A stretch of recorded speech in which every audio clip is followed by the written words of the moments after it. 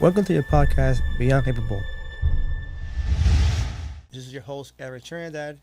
Don't forget to like and subscribe to our channel so we can continue growing our message out there. Today, I got a special guest. Today is Sam, or Samantha, more proper, but I know her as Sam. Sam and I go to the same academy, Jiu-Jitsu, and sum it up, I will keep it long in the episode, but you're a badass. So I really want to bring you on the podcast because I really admire and respect the way you carry yourself. And how old are you? I'm 24. Thank you. So Sam, to begin the whole thing, so who's Sam? Oh man, who is me? Okay, Yeah. so Sam, I'm a daughter, a sister, a girlfriend, a best friend, all sorts of things. I'm a 24-year-old woman. I love sports. I absolutely adore doing them, and what's crazy is I never did them growing up or anything like that. But I'm a big family person. I love jiu-jitsu, and I'm just very positive, and I just want everyone to be happy and healthy and just have a good time here on Earth. That's the biggest thing. Yeah, I get that from you. You got a really great vibe. Thank you. You're really personable, and nowadays, you don't get that much. Right. So, you used to bowl in college. I did, You, yeah. You mentioned that you didn't do any sports, but bowling is a sport. Yeah, it's funny you say that bowling is a sport because it is a lot more complex than people do think. It's such a hard thing to really figure out, and there's so many different like oil patterns that people don't think about on the lane, and just so many different things to it. So I started bowling when I was about 5 years old. My family did it. They loved bowling all the time. I was at the bowling alley every weekend just about. And we were there probably on a weekly basis, like 3 to 4 times a week, no doubt. Wow. My dad was on a league. My mom did a league. All of us just did it. And then growing up, bowling wasn't that type of sport where it was like, oh, you're a bowler, that's cool. No, absolutely not. So I hated it growing up. I'm not gonna lie, I could not stand bowling growing up, but I enjoyed having fun there at the bowling alley. Okay. I would go in the game room with my cousins, all sorts of things. So then in middle school, I stopped doing it. I did a league with my family, and then we stopped after the summer. And then in high school, I joined the volleyball and softball team, and I did that, and there was no shot I was going to be on the bowling team as a freshman. No way, because, it's one of those things, like I said. So my biology teacher at the time, he was the bowling coach, and he had heard that I grew up in the bowling alley. He's like, you need to come join the bowling team. I said, nope. I told him exactly, I'm not doing that. Absolutely not. Catch me next year, I'll do it, but this year, no, absolutely not. I get it. So then I ended up joining next year. I had a falling out with the volleyball coach, and volleyball and bowling is the same season in high school. So she didn't appreciate that I was doing 2 sports at the same time. It was really crazy.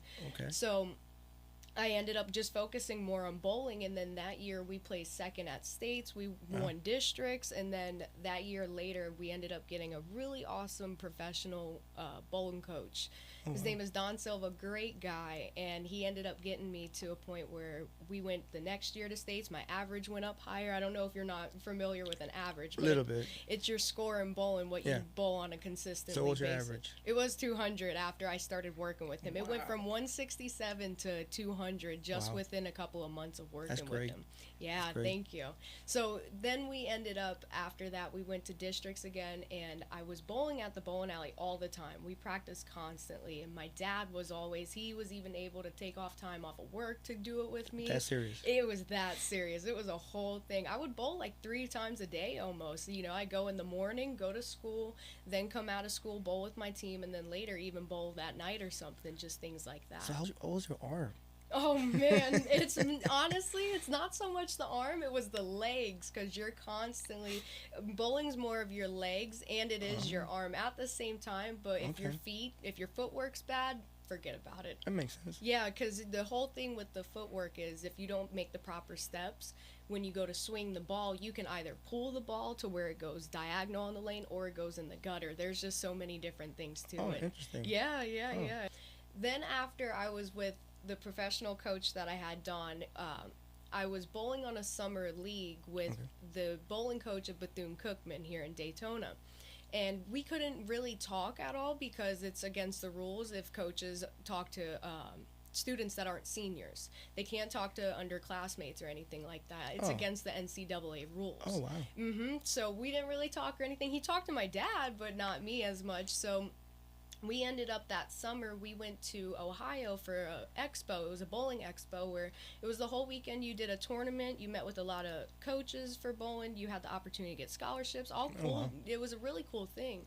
So, and they even did a workshop. It was pretty neat. So then it was like the third day of it, you could start walking around and talking to the coaches. And I Okay. had a couple of D2 schools come up to me and ask me, would you like to join? We can't really offer you much, but we'd love to have you on. And be like, okay, whatever. Then I walked past the Bethune-Cookman table, and the coach, his name was Charles Thomas, great guy. He was awesome. He said, I've been waiting for you to come to my table. I will give you everything, 100%. I've been waiting for you. If you come to Bethune-Cookman, we will take care of everything. So that was a no-brainer for me. It's 15 minutes down the road. I didn't have to leave home. Great. I could bowl for free and get my degree for free, and that's exactly what happened. I got my degree in business administration for free, and it was awesome. Oh, man. I wouldn't change it for the world. That's impressive. Yeah, That's impressive. thank you.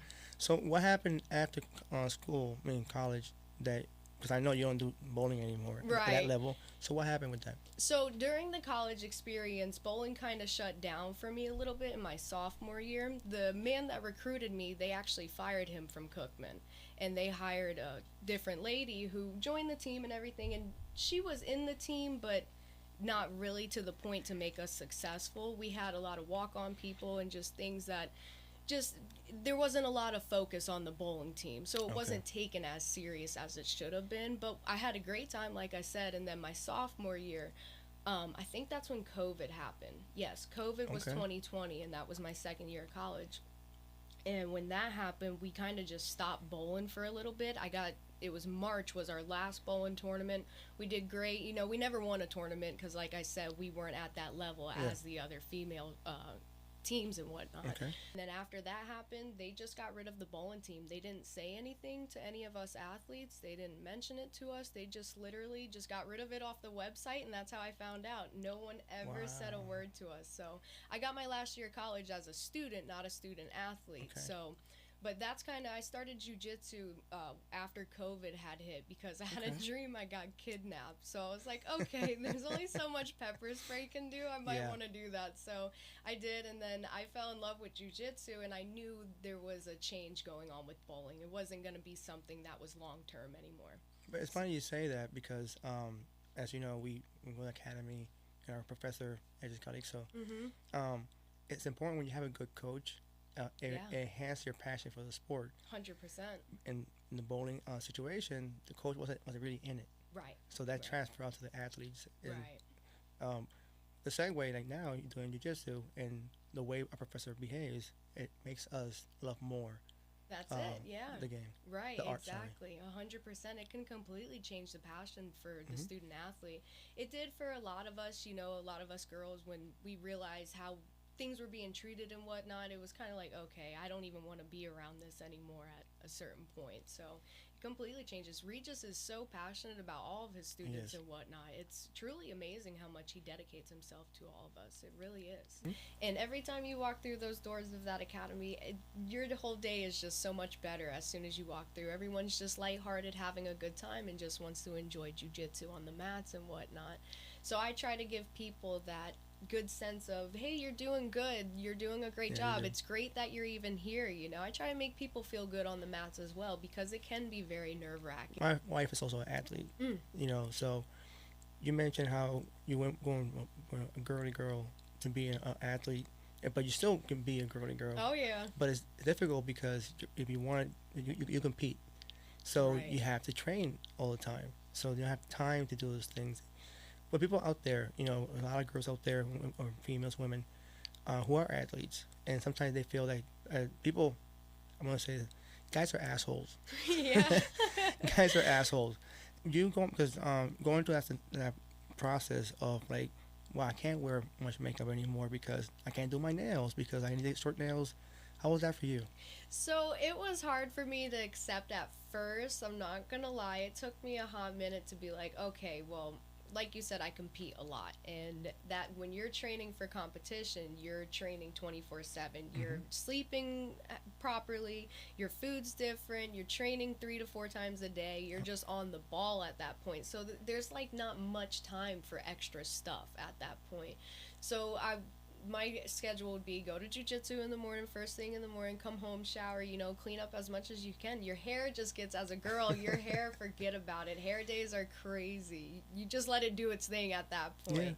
Yeah. But it's, like I said, I didn't really care for the more materialistic things. Like, my boyfriend loves me because he met me through jiu-jitsu and everything, and he loves me as my natural self, and I appreciate that a bunch, so that helps a ton. Right. But as a woman, understanding that this is what I do and this is my lifestyle, I'm happier in my own skin, and I know that this is healthy, what I'm doing. So, like I said, having the extra stuff, we have our date nights, I still get dressed up, don't get me wrong, but there's a time and place where I do it. There's some days where I will not put on makeup for a couple of days in a row, forget about it. With that. But I feel like that's more instilled. If you have that self-confidence, then you shouldn't need that stuff. Correct.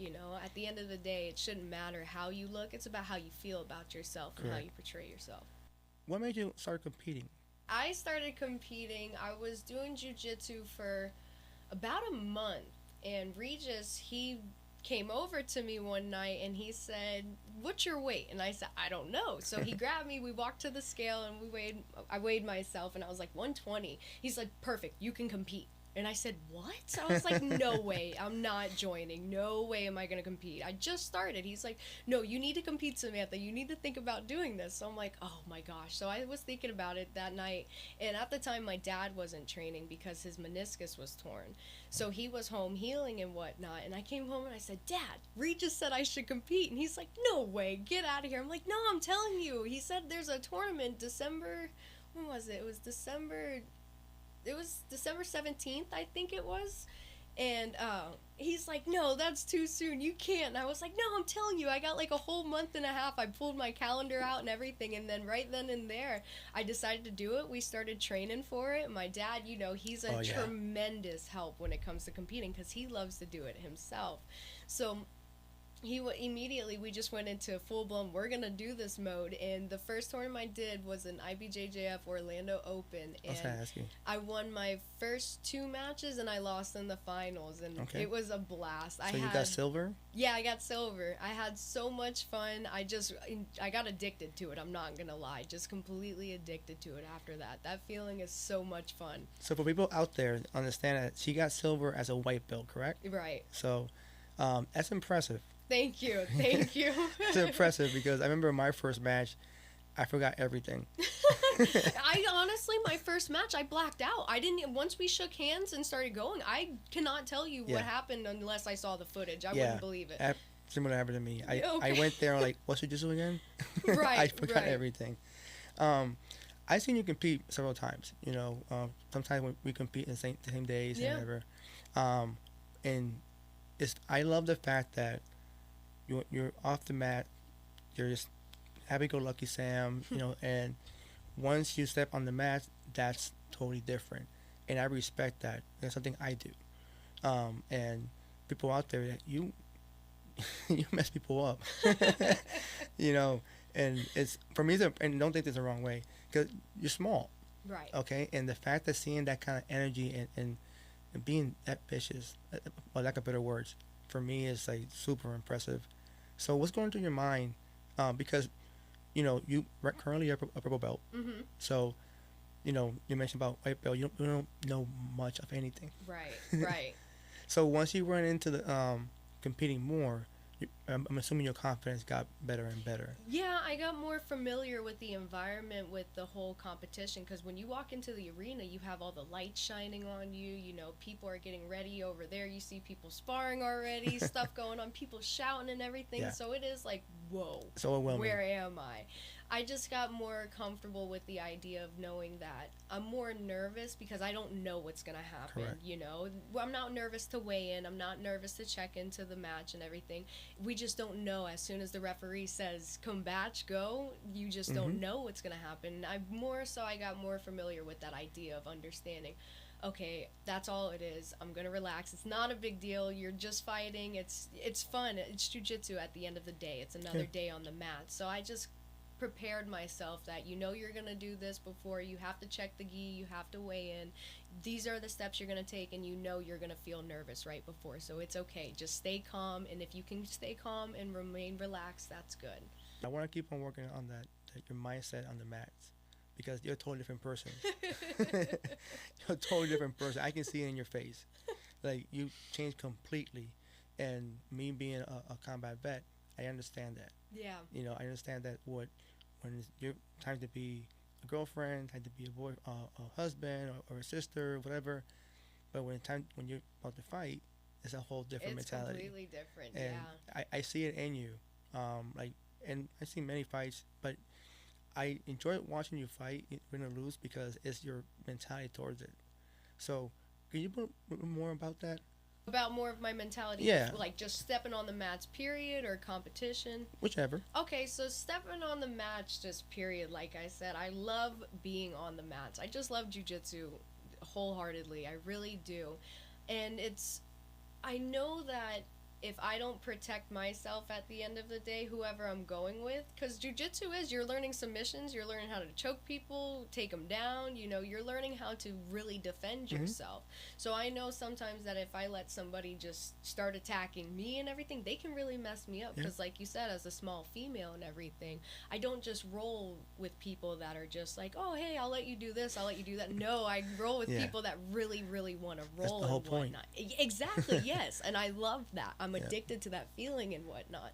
So I kind of prepare myself for, I know that I'm going into a vulnerable state. I know that I'm going to be attacked. I'm going to have to defend myself. So I need to prepare myself mentally for what's about to happen, because it is serious. At the end of the day, jiu-jitsu, you can literally kill somebody with jiu-jitsu. So raise arms, legs, ankles. The throat especially. If you can choke someone out, that's some serious. Nobody's throat has courage at the end of the day.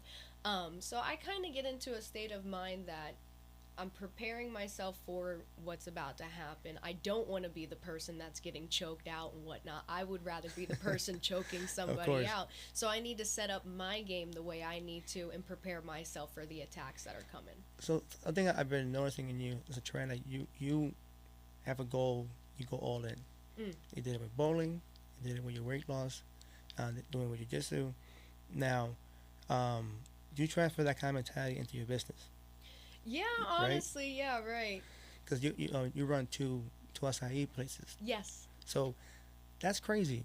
Yeah. Because you compete regularly, and you train regularly. On top of that, you're managing 2 stores. I think the Ormond Beach one is new. Yeah.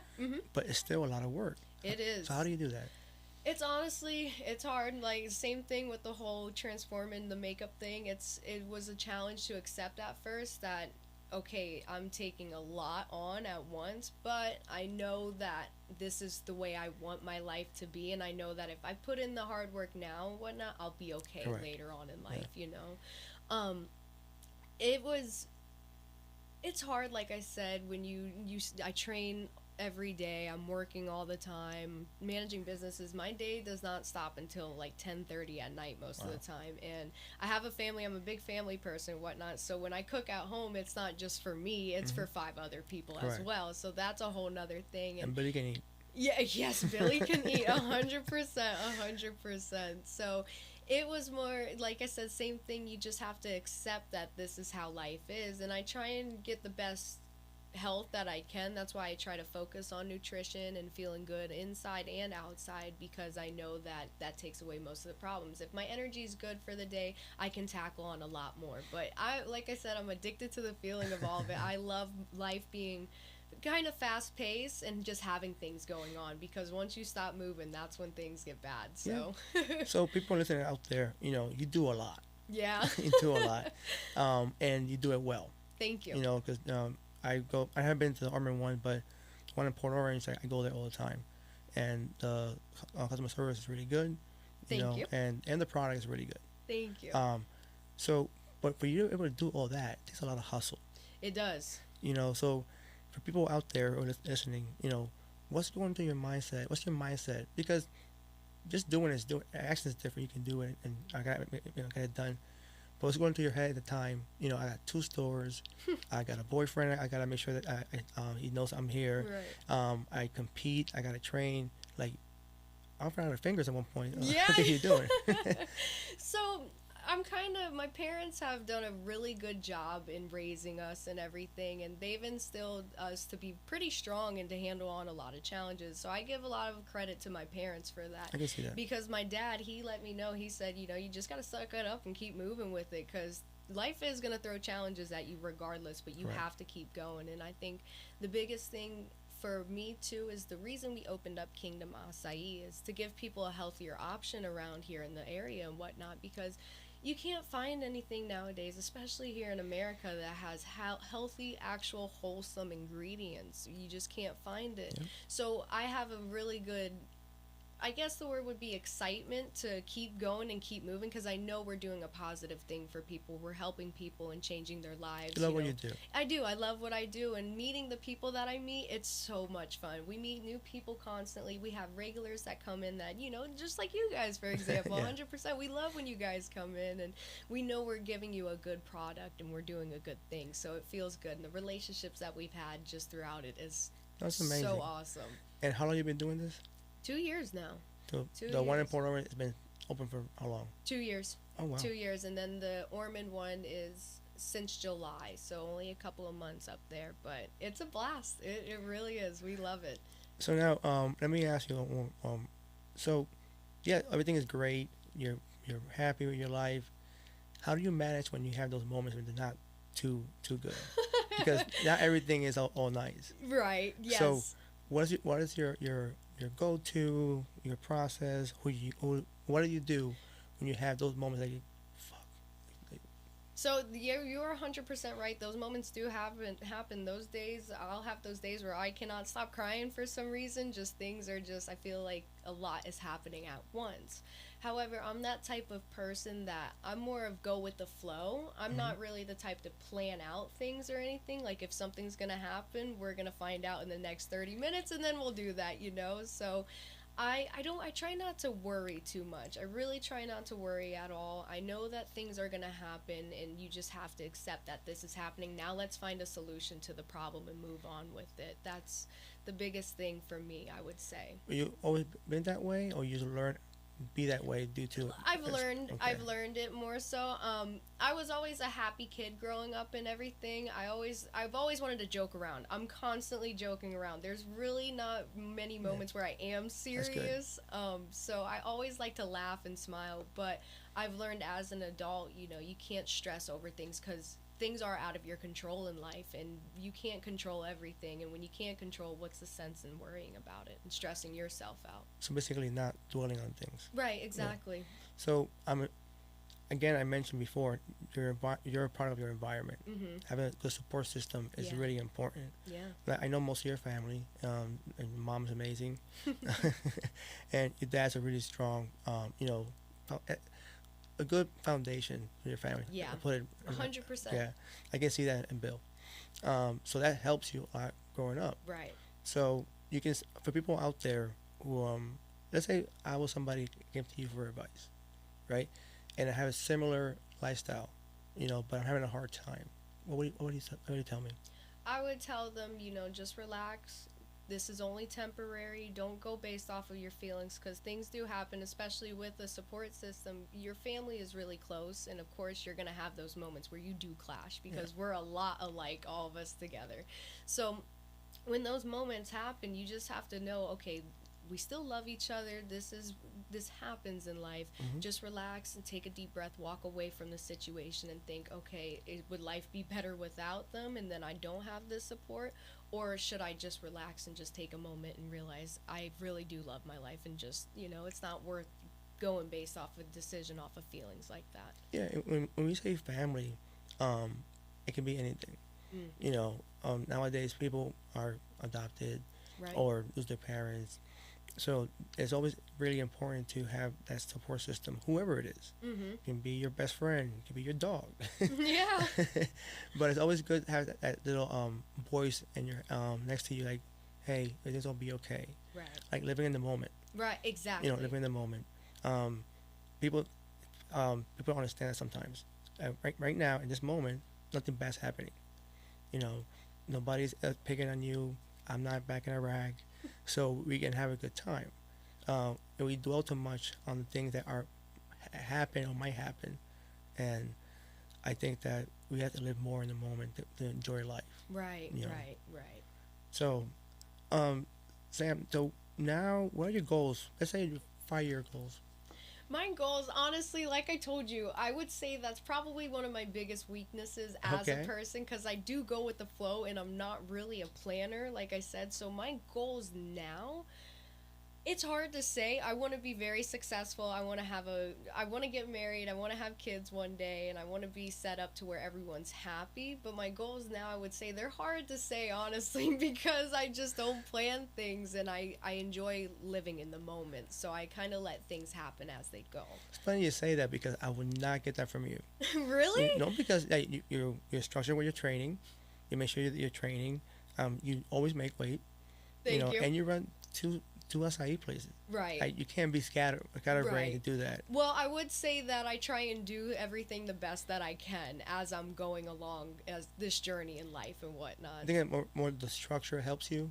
Yeah, 100%, 100%. Without my parents and everything, I don't know what I'd be doing. Honestly, I love my parents more than anything, and I thank God for them all the time because they've shown me those values and how to be a strong woman and everything. You know, having my dad by my side and telling me you are a strong woman, that helps a lot. And then having your mom show you how to be a strong woman, it does. It helps tremendously.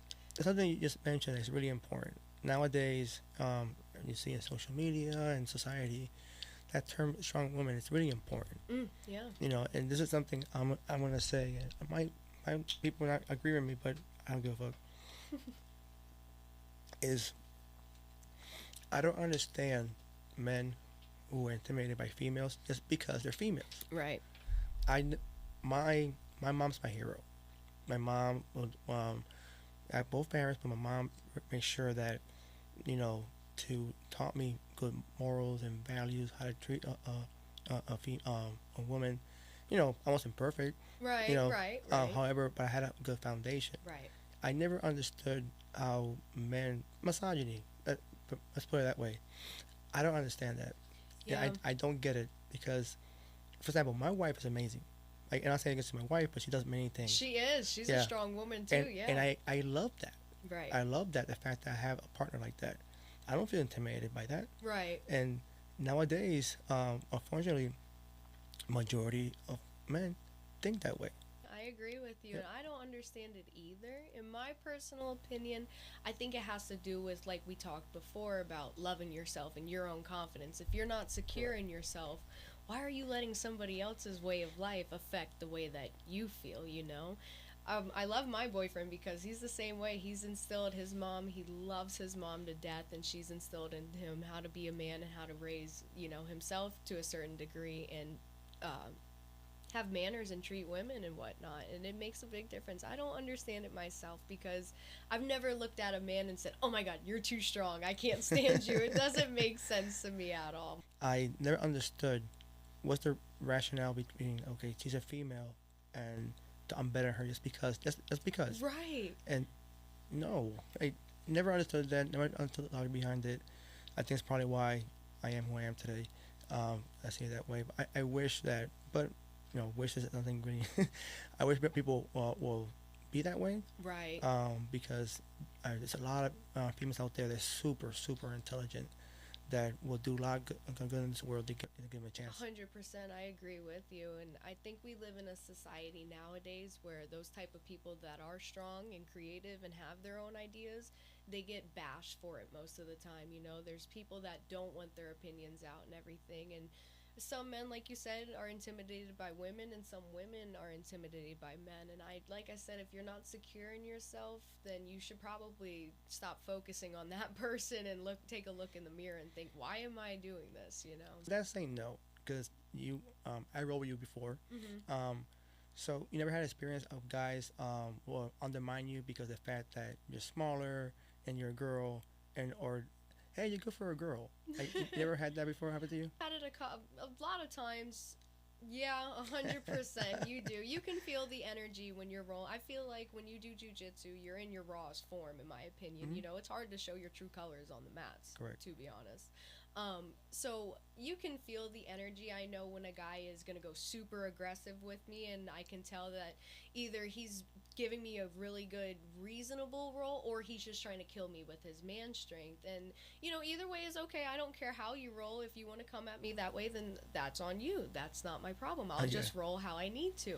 But I've had guys tell me, I didn't expect you to be that good. Oh my God, you choked me out with this or something like that, and I wasn't expecting it. And that I hate being underestimated too. At the same time, the worst for me, I would say, is when a guy, while I'm rolling with them, if they just lay down on me and just let me just do whatever I want, because I feel more disrespected as a female and just a person in general. Like, please give me a good shot at Correct. least. Let me try my skills and see what I'm doing. It's called training for a reason. Exactly, right. Because in the streets, at the end of the day, nobody's just going to lay down for you. You're going to have to really fight for yourself and everything. And I think people do forget that at the same time. Any advice you give the girls out there, and that going to the same situation you've been through, what would you say to them? I would honestly say that keep doing your thing, and if someone comes at you like that, that shows their character more than anything. If they're intimidated by you or something, then that's on them. That's not on you. Just keep moving along and keep trying your best, and don't let that stop you at all, because you're worth a lot more than you think, and to let something like that ruin it for you, it's not worth it. Yeah, somebody's opinion doesn't make you who you are. Exactly, right, 100%. Doesn't matter you're male or female. Right. So, well, Sam, you have. I'm really. I don't want to say the word impressed, because saying impressed, it means that I didn't expect it. So I'm really honored and humble to share these stories with you, and not only that, because I seen not all of it, but I seen you on the mats. I seen how you compete. I see you working, and for me, that's really honorable. Thank you, Eric. I appreciate that. I'm honored as well to be here, 100%. Thank you. I wish you the best, honestly, and all success. I'm pretty sure you would do really good. You have a good head over your shoulders and an amazing support system. So, before we wrap up, any final thoughts for listeners out there? I just want to say thank you, Eric. Even though you said that things that I'm doing are inspiring, you as well, man. Seriously, seeing you train all the time and you taking care of business, you're supporting the veterans and everything. You're giving a shot for people and changing lives and whatnot. So that's really impressive, 100%. I admire you for that. Trust me. There's things that I see that people are doing, and I'm saying, okay, if they're doing it, why can't I? At the end of the day, we're all human, but you're 100%. I really appreciate being here. It really is a pleasure. And for the people out there, I'd say, keep living your life, enjoy it. The main goal was to be happy and healthy. That would be 100% the thing that I think people need to focus, is just be positive, happy, and healthy. I like that. Well, thank you for coming. I really enjoy. We talk all the time. Yeah, 100%. It's just that this time we recorded it. Right, we just have microphones and headsets. So it was really fun. I expected to be this fun and this comfortable, so I appreciate that. People out there, thanks for listening. I hope you enjoyed this episode. Don't forget to like and subscribe to our channel, so we can grow our channel and honestly spread the word out there how human beings can be amazing. So until next time.